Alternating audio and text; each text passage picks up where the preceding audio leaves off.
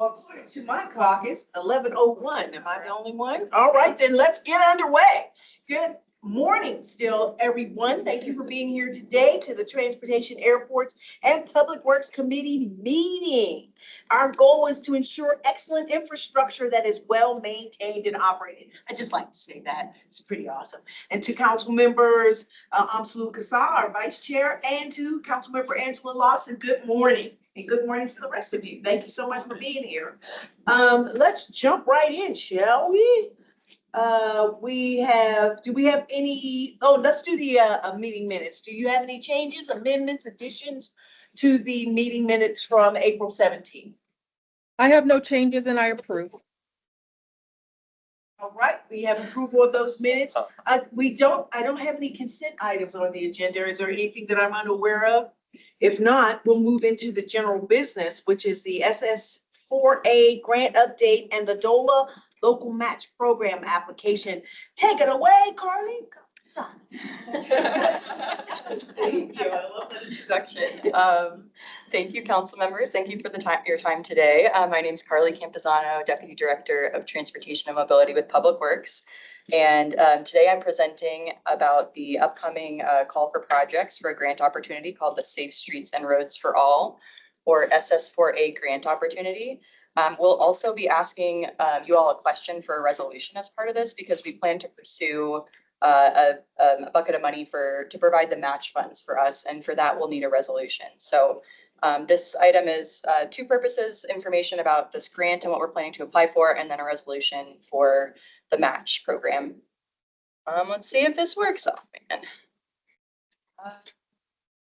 If I know how to change the slides, I've only done this a million times. Oh, man. Okay, give me a second. Maybe this button will work. Okay, phew. All right, so just some more background about the funding opportunity. The SS4A program is a discretionary program from the infrastructure bill that was established. So there's $5 billion in total funds over a 5-year time period. And these can be used for safety action plans or for implementation projects. And so we're already working on a safety action plan, as you all know. So we're planning to apply for implementation funds, which will be construction dollars. So the goal of this funding opportunity is to prevent death and serious injuries for all road users. So more information on what we plan to apply for. So again, you know that we're working on the safety action plan. And so as part of this grant, we plan to use some data from that plan and gather a project list to apply for construction funding for multiple intersection improvement projects. So we're planning to try to distribute these citywide and use the data that we've collected to develop that project list, which is still being developed right now. So we're conducting a comprehensive review of the city. This screenshot just shows a dashboard from our safety action plan project. Also, I wanted to go over just a little more info on some of the criteria that we're using to develop the project scope. So we started with a screening of the whole city, and then started filtering down by different criteria to help us really position ourselves well for this grant. So first, we started by filtering just which intersections and areas are performing the worst related to safety and crashes. So filtered that down. We're also looking at which intersections are reflected on the region's high injury network to make us eligible for this grant funding. We're also paying close attention to areas and intersections that have a history of resident feedback and or council feedback. So there's some locations we've heard from you that we're including. So Councilmember Lawson, we have a project identified in your ward along Chambers, which is an area that you've identified. So we're taking that into consideration. We're taking the public feedback we've done through Connecting Aurora and our safety action plan, traffic calming request feedback, and then we're also trying to look at feasibility as well. So looking at where we have right of way, if there's conflicts with any mature trees, utilities, things like that. So we're using all that to try to narrow down the project list. And that's ongoing right now. I'd say we're about 75% done with that. So the type of safety projects that we're considering, we're trying to do spot improvements and implementing those around the whole city. So the types of treatments we're looking at might include some roundabout locations, mid-block crossings. A few examples are shown here. New traffic signals where they might meet criteria or need to be modified. and then changes to maybe access points and things like that if they're needed for safety. So those are the types of projects that we're looking at. And then as far as the cost scope and schedule, so we're aiming for a total grant of about $10 million. That includes a $2 million local match requirement because the match requirement is 20% for this type of grant. We think we'll be able to include about 10 different crossing or 10 different intersections or locations throughout the city. And then as far as the schedule, the grant is due in about a month, so it's a pretty tight timeline. And then we'll be actually developing a schedule once we're done with the grant application to show like when we think we can get the work done, because we'll also need to do the design phase as well as construction. And the grant gives us 5 years, but we'll lay out a more detailed schedule as part of this process. So one more detail is that there is a Colorado Department of Local Affairs, or DOLA. You know how we love our acronyms in this committee and probably all committees, which provides a local grant match. So local governments can support their match requirement using this essentially pot of money that's set aside. So this could help us get extra funds for our city match so that we don't have to maybe put in as much or any city funding to cover the match requirement, which is a really good opportunity. So we plan to apply for the $2 million to cover our local match.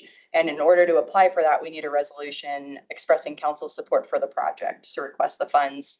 And I do have this added for the council agenda on Monday. I didn't want to wait just because the grant is due in a month. So just with timelines, it's a little bit tight. So the question we have for the committee is, does the committee wish to approve staff submitting an application to the DOLA local match program to support the Aurora safety project? And I can answer any questions as well. Thank you. Thank you very much, Carly, for that presentation. Councilmember Lawson, Councilmember Kassaw, do you have a question? I do have a question, Chair Hancock. So Carly, I understand this is for city, the safest. I understand what this grant is about because I'm pretty aware of it. But just a question that I do have, does the grant consider, like, for example, most Parker Road, I'm just looking at Parker Road. I know Parker Road is a state highway, but it has a lot of connectivity through our city. Do they consider part of maybe some of this grant funding for the safety that has to deal with that because of the connectivity that we have from Quincy through, Hamden? I'm just using those as some examples. Could the grant be touching some of that as well, or it just has to be citywide inside the city boundaries for this grant? Can it be something that can also include an outside area like Parker Road that really has a lot of issues and has a lot of connectivity? Does it include with that as well? If you understand my question. Yeah, that's a really good question. I think it technically can include state highways. We chose on this one to exclude state highways just because CDOT has a lot of other funding available. They have a special safety statewide funding called FASTER that they use for safety projects. And just with the tight timeline of this grant, we didn't think we'd be able to get consensus on a project scope from CDOT in the time frame to be able to submit for this grant. So we excluded state highways because of that. And state highways also take longer sometimes to get through CDOT's permitting process. So we chose to focus on just city-owned roads, knowing that there's other opportunities, but that's a good question. Okay, that's fine. I understand that, but to me, that should have been included. And to me, I think that should have been considered because particularly that highway, we get the most complaints. It goes through the city. And I know this is what the city staff chose to do, but I really feel, and this is me personally, and we can disagree, and I'm glad we're doing this, that should have been considered because that in itself is a safety hazard of why there's a lot of safety issues within the city. So thank you for addressing my question. Yeah, and just to clarify really quick, in our safety action plan, we are including every state highway. So we will have a fully vetted project list that includes state highways as part of that we can go after future funding for, but understand and appreciate the feedback on that. So. Yeah, so is there a way that you guys can find, to connect with CETA when it comes to that problem? I mean, I know, we have that issue. I know you guys focus on the city-wide, but is there a way to, connect with the CETA? Yeah, I think there is, and we do coordinate with CDOT a lot. right now. We have quarterly meetings with them and coordinate pretty regularly. We're working with them on a project on Colfax right now, a few different projects. And the part of the reason we excluded it is just that the CDOT processes can add a lot of time to our projects, and they have special safety funding that they can use for state highways that we work with them on. So they have a project, I think, at like Colfax and Moline and Colfax and Havana that they're using a different type of funding for, that we're coordinating with them on. And they did their own safety study and identified a lot of head and bike safety projects that we've been working with them on too, but we'll continue to work with them. So you actually share the, like in the Parker Road, you know, the concern Yeah. that we have to with the CETA? Oh, yes, definitely. Yeah, and they hear honestly a lot of the same Okay. things on their end. So, yeah, and they hear a lot of concerns about Colfax and Havana Yeah, and Sixth Avenue, so, and Gun Club. The list is long. The list is But yes, I think we hear a lot of the same types of concerns that they do, but we share the information back and forth pretty regularly. So, and we'll address this piece, and then I have another question about that. Yeah. Do you approve us moving forward with the application for this particular grant? Oh, I'm sorry, Chair Hancock, I do approve it. yeah. Okay, so we have unanimous approval to move forward with that safety improvement project. But what Councilmember Lawson said kind of triggered a thought. So how do we look farther down the road at funding opportunities with on the state highways, so that, because the timelines are so long working with CDOT, how do we make sure that we're doing that so we can take advantage of all the dollars that could be potentially coming our way? Yeah, Cindy. Well, I was gonna say, so and what we've done with the options for funding is we take a phased approach. So Parker Quincy Smoky Hill is a really good example. We got funding to do the study of the area to come up with the alternatives. Then we got funding to do the final design and construction as well. We're also doing a very similar thing on Alameda over 225. We have funding from DRCOG to do the design for Alameda over 225, also Peoria over Sand Creek. And we're gonna progress those to final design and construction documents. So then we're ready when the funding comes out again, we can say we have a project that's ready to go and ready to build. And so you're kind of doing the same thing with Parker and Colfax as well. We will be doing that, yes. And go ahead. And if I may, Councilmember Hancock, this is Tom Worker, Senior Transportation Planner. As I always say, if we want funding, we need to plan for it. And so there is an ongoing multimodal study on Parker Road that's being spearheaded by Arapahoe County. We are partners in that, and they have identified several specific projects. And because that was done in coordination with Aurora, Arapahoe County, CDOT, and RTD, when we do identify good funding sources for it, we can point to specific projects identified in that planning study and say, this wasn't just something we thought of last week. We've had long and reached consensus with our project partners. I'll also say that through another project you may have heard of, Connecting Aurora, that we'll be discussing later on. That is a primary reason why we're conducting that transportation master plan, so that when these funding opportunities arrive, we can point to specific projects identified in that plan and say, this project has consensus from the city, from the residents, from our partners, and that's why we're moving forward with it. That's good to know. Does that help help clarify a little bit more, Councilmember Lawson? I understand that, and I'm glad that you guys, but I know that I research grants for my other job. There are so many transportation infrastructure grants that are coming out of the federal government. And I'm just wondering, we always say Parker Road, we're always looking at the city, but Parker Road, I'm just using that as a main example, is a really safety issue to me, that the city will be like, oh, we're working with this and working with that, but we should have been doing that. And because as you go into the city, a lot of the stuff that's happening is going into these main streets. So I'm just saying that I understand about this multimodal and all this stuff, but I just really don't understand why the city, I've been on the council almost 10 years, and it's always like, well, we're doing it, but nothing has really changed. Parker Road has gotten worse. So, and then that goes into the city. So from turn lanes to everything that's happening throughout the city. So I appreciate that you guys are going to look forward to this.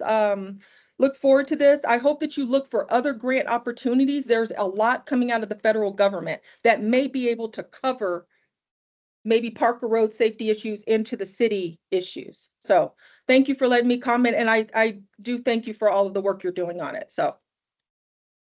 Okay, all right, so that we have our marching orders. Thank you. Okay, all right, so let's move on to Connecting Aurora, that little project we've been working on. Okay, thank you. Yeah, good morning, here Hancock, member of the committee. And we're glad to hear again to provide another update on Connecting Aurora City's multimodal transportation master plan. So today we're going to cover the extensive, the milestone 3 public engagement effort. We're going to let you know what we heard, and also the multimodal transportation network, we call it the visionary network, and also the next steps for the project. The goal is to have it adopted later this year by city council. So with that, I'm going to, oh, by the way, my name is Huiliang, I'm a principal transportation planner with the city's planning department. I'm also the co-project manager together with Carly on Connecting Aurora. So with that, I'm going to turn over to our consulting team, project manager, Keith Bolsha. Hi, everybody. Glad to be back here once again, just one short month after we last saw you, or actually, it's been more recent than that with the safety summit. So that was great.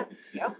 So I'm happy to be here. Again, I'm with HDR. We are the lead consultant on the project, but we have a big consulting team that's helping to put this together. So much of the work that you see here comes from that big team. We have an update for you all. So here's our agenda for this presentation. We want to give an update on the most recent round of public engagement that we conducted throughout the month of April. I'll present briefly on the multimodal network development that we've been conducting over the last several months. Want to present a proposed adoption timeline that is still a little bit in flux, but just get that in front of the committee. And then also go through our immediate next steps that are coming up here over the next couple of months. So as a reminder, I'm going to put on screen, as I do for all of our presentations on this plan, because these are our guiding lights, our shared vision and mission, as well as our goals. You all have seen these before, but it's always a nice reminder that these really form the foundation for what this plan's all about. It's really about safely connecting all the residents and workers in Aurora to the places they need to go. We have these 10 goals, and we'll use these goals over the next few months to help us prioritize projects, develop that project list as we move forward. So as I mentioned, throughout the month of April, we did conduct a round of engagement. We had 4 main public events, including a virtual town hall that was on April 9th, where we hosted folks online on a Teams meeting. We also had city staff attend the Engage Aurora live event on April 19th. That was here at the AMC. We hosted a roundtable discussion at the Aurora Central Library. That's what the photo on the screen is from, where we had lots of great participation from about 50 folks. We also hosted an online open house on throughout the month of April and bleeding a little bit into the month of May. In addition, we also went out and throughout the city and met people where they were. That's one of the key aspects that we've heard, is that folks want us to not just host open houses here at the AMC or at the libraries, but also go to events throughout the city. So the city staff and HDR staff made a commitment to do that and attended about 14 events throughout the city. So what did we hear? We asked 2 main questions. We presented folks the multimodal networks that have been developed, including transit, bike, pedestrian, and street network development and projects. And we asked what was their general support. The other question we asked, you'll see on the next slide, was about where they hope to see the city invest in projects in the future. When we asked about the networks that we presented, generally, we heard support for those networks. A very low minority opposed those networks. You see the highest number here opposed is 11%. So general strong support for the networks. Now I'm going to go over what those networks were in a few minutes so that you all can react to them as well. We presented 10 investment categories. You see those on screen here. These are really where the city is going to put its money over the next 30 years. So keep in mind, this is a long-term plan. We're calling it kind of a 2050 plan, so 25 to 30 years from now. Where does the city need to be investing? And you see the big three. I call them the nuts and bolts of our transportation system on the left here: bikeways and trails, pedestrian infrastructure, and street capacity. That's like what transportation really is all about. And then that fourth one, infrastructure maintenance. So maintenance is still on folks' minds. Build Up Aurora is doing a great job of starting to address some of the maintenance concerns throughout the city, but it's definitely still on folks' minds. And then you see kind of as you move down the list here, still general support for investing in some of these other categories, including transit, as well as complete streets and streetscape enhancements. So no investment category clearly won out, and no investment category clearly lost out on people's priorities. I'll go over a little bit of the visionary network here. Reminder here that this is a long-term network with complete streets, really intended to address the mobility needs for folks, not just today, but also the future city, as we continue to grow and the city changes. These networks will drive network design and development of projects, and they're intended to reflect the city's overall vision. We're showing these in kind of this layered approach because we understand that as we go through project development, we need to look at these in these layers and make sure that, where we have needs in different network types, that we're developing projects that meet those needs, and don't necessarily conflict with each other, right? So some of these networks might be combined to a single project that's more of a multimodal project as we move forward. The visionary pedestrian network is intended that every city street must safely and comfortably accommodate pedestrian movement, particularly near schools, transit stops, and commercial areas where we do tend to see a higher concentration of pedestrians. The pedestrian network includes filling gaps in sidewalks, widening sidewalks where they need to be widened. The city has grown over the years and standards have changed. And so we acknowledge that some of our sidewalks are too narrow for the variety of people that need to use them. So that's a big component of this pedestrian network, as well as providing safe crossings, particularly along our major roads. As Councilmember Lawson astutely pointed out, that is where we see a lot of our safety needs, and providing those safe crossings across those major roads is important. The visionary bike network includes improvements like protected bike lanes, shared use paths, and new crossings, again, to make biking a safer and more viable, as well as more attractive transportation option. Again, giving those people choices.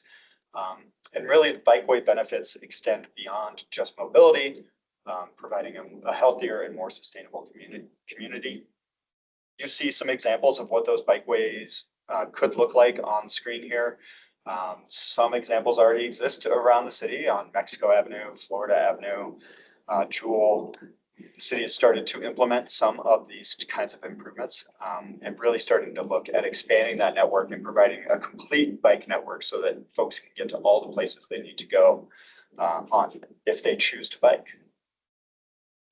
The visionary transit network prioritizes service expansion, higher frequency, as well as things that are more in the city's wheelhouse to deliver, such as infrastructure improvements and high capacity transit investments. So that might take the form of dedicated bus lanes on some of our major arterials, might take the form of providing nicer transit stops, or what we call mobility hubs at some of these key locations throughout the city where people need to make these transfers. And that's really a key focus. And as we talked about last time, we need to acknowledge that it really is a partnership with RTD and our other partners around the region. On the auto and freight side, we need to understand that the city will continue to need to provide safe and convenient automobile travel. People will continue to drive in the city. Even with all these other investments, we need to acknowledge that driving will remain convenient and the mode of choice for many people. And so this plan will continue to prioritize safety improvements and capacity improvements, as well as acknowledging where those freight enhancements throughout the city might be needed. So those were the networks. This is like I said, a little bit in flux on city council adoption timeline, but we do plan to come back to this committee with the draft plan in late summer. It might be August or September. And then carry that plan forward with your comments incorporated to a full council session in the fall for adoption in the late fall. So that's our adoption timeline. Immediately next steps, we're turning those networks into projects and prioritizing those projects into short, medium, and long-term projects. One key aspect is to help identify some of the potential funding sources that might be associated with those projects. Although we won't get into the specific of this project needs to go after this particular funding source. It's more of a menu of options for funding sources. We're also developing programs and policies that go along with these projects. Things like the traffic calming program that Carly mentioned earlier are a great example of maybe it's not project specific in this plan, but it's highlighting that need for those kinds of projects to move forward. And maybe that program delivery is a more efficient way for the city to deliver those. Again, the draft plan available this summer and then moving towards adoption in the fall. So that is my brief presentation, and I'm happy to take questions, as I know Carly, William, and Tom are as well. You know, I just was thinking of something. You said the number of respondents that you had, 750. Yeah. Which is kind of dismal in a city our size. It makes me think, what can we do to get the word out a little bit more? Because it would have been great to have more participation here. And I just thought about our own TV station that we have here. If we could utilize that in some way to get the word out, because you know, we'll do these things and somebody will be mad. I didn't know. Nobody told me. I didn't see the information. I was living under a rock. I don't know what happened.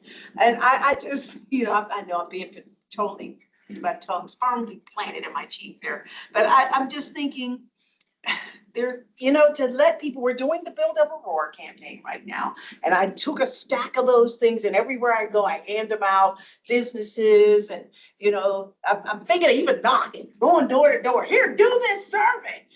Because this is so important for people to know about what we're doing. This directly impacts your life.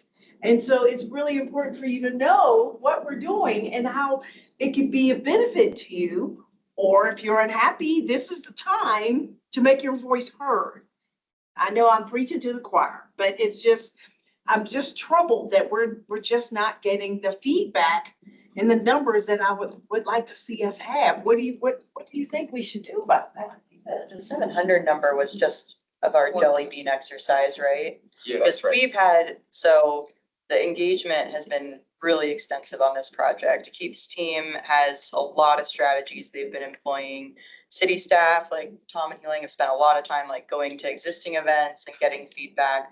So we have thousands and thousands of touch points. Okay, please tell me that. But because I'm looking at right For the now. investment categories, we had a jelly bean exercise of here's the categories, you get this many jelly beans, put them in the jars. To kind of get a good sample size of where people wanted to spend money. Tom wouldn't let me eat any of the jelly beans, none of them. It was really rude of him, Yes. Sanitary standard. I know. But we've heard from thousands of people from different backgrounds, and I'm sure you have more info on that, Keith. So, go ahead. Yeah, and one of the things that we try to do when we measure our engagement approach is measure process as well as measure outcomes. So that what you've seen on screen is the process, the outcomes, right? The 750 people who actually took the time to fill out the survey or do the jelly bean exercise. But the process that went into that is we hosted those events. We went out and met people where they were. Julie could probably answer better than I can how many social media posts we had. We're in the process, actually, since that engagement period only just ended on May 2nd. We're still summarizing all of those various touch points, which will be included in our summary of that milestone engagement. So I don't have the numbers off the top of my head, but they are coming, and I'm happy to share those offline with you. But there were thousands of touch points, as Carly mentioned. And one of my unending frustrations about being a planner is that when you do a citywide plan, it's pretty abstract to folks. It's not like you're coming in with a project in their neighborhood and you're saying, hey, we're designing this project. What do you think of this? People really love to engage at that project level. Yeah. But at this abstract citywide level, it's harder for folks to kind of take that step higher and provide that level of feedback.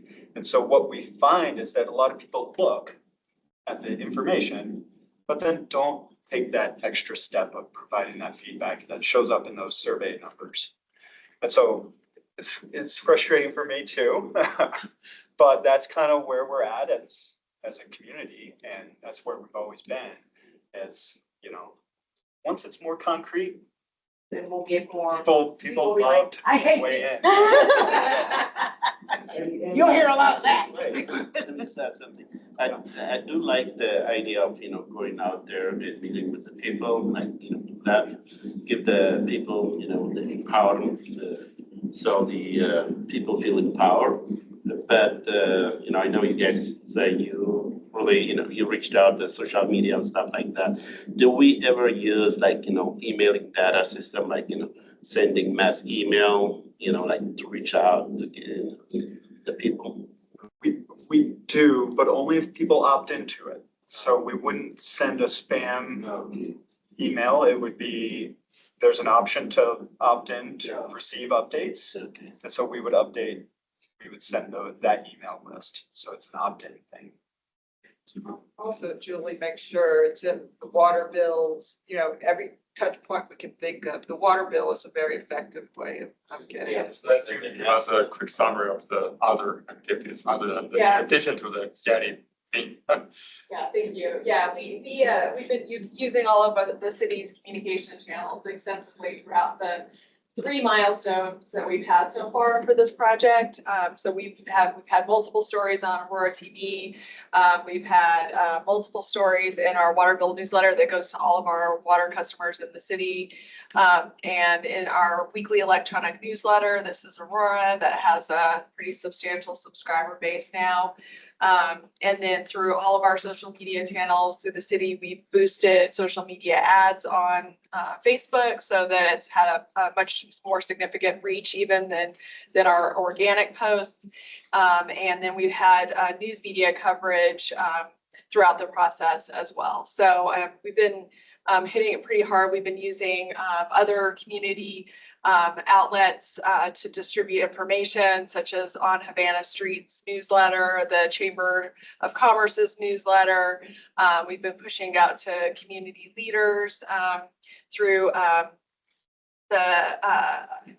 we have a meeting in the box kit that we have been distributing out to some key community leaders for community groups to funnel out to their members.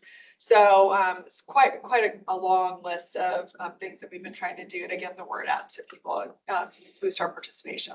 Well, that sounds wonderful. I would love to get those numbers. That sounds great. We can provide that summary as soon as it's available. Or hope, that the word is getting out there, because inevitably we will get people saying, I did not know.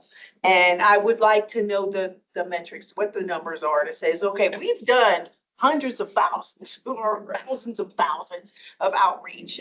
So that would be really And helpful. it will be a chapter of the plan, is Yeah. a summary of all the outreach that was conducted as part of Yeah. the plan. But So yeah, we we can can get a certainly preview provide of us that a summary. That'd Yeah. be swell. I would appreciate that. Councilmember Lawson. Yes, I just have a question about the outreach. In your report, is it possible with these so-called thousands of, input that you've received, is it possible to see how many residents in each ward participated? Because I would be interested to see how many in my ward participated versus other wards as well. Because, sometimes my residents say they don't get this information.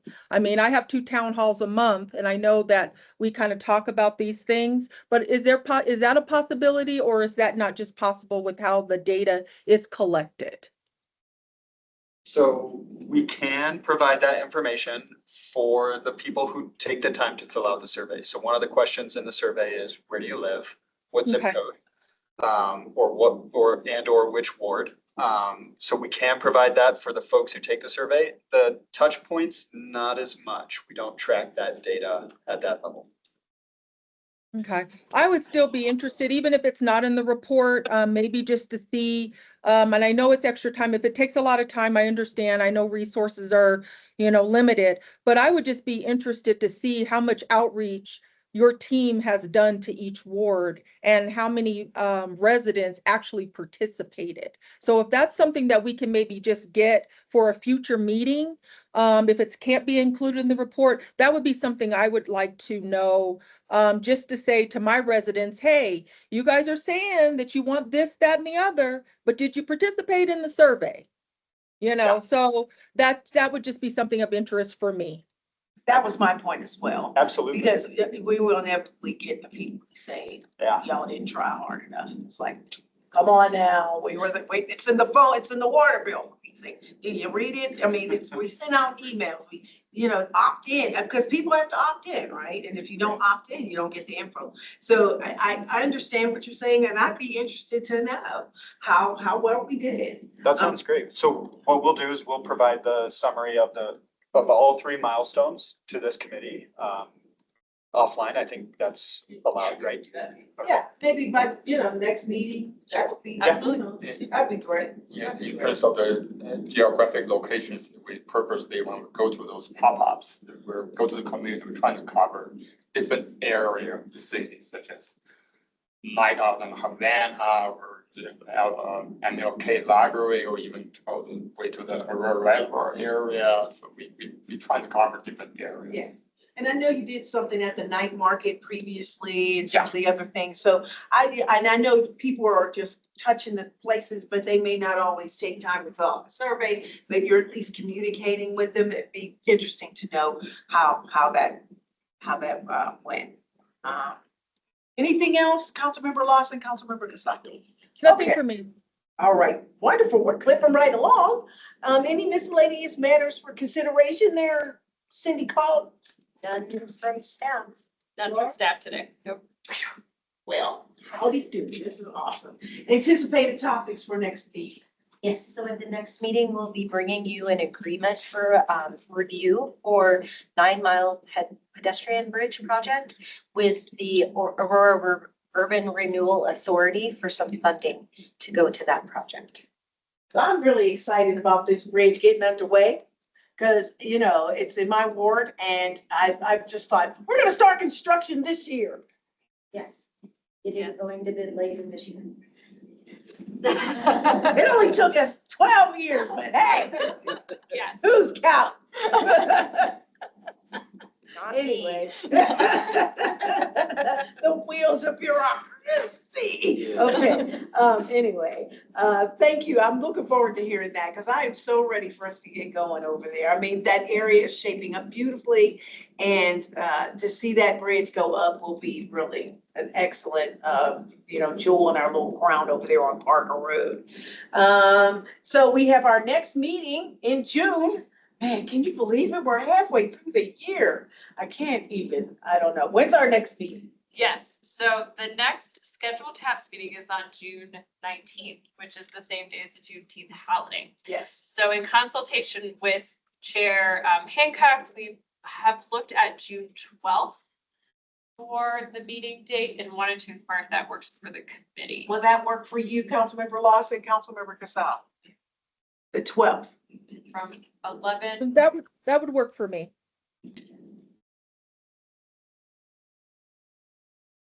I know Councilmember Kassaw is up everywhere. That's just a good idea. We'll do, either Zoom or in person. So, Okay, yeah. you think that will work for you? Yeah. Because if not, just let me know offline. Yeah, So- yes, yeah, Okay. definitely. So with that said, we will have the meeting on the 12th. It's same bat time, same bat channel right here. If there is nothing else, are we all good? Then I will give you back 40 minutes of your time, 45 minutes. Woo-hoo! Thank you so much, ladies and gentlemen, for being here, and we'll see you next month. Thank you.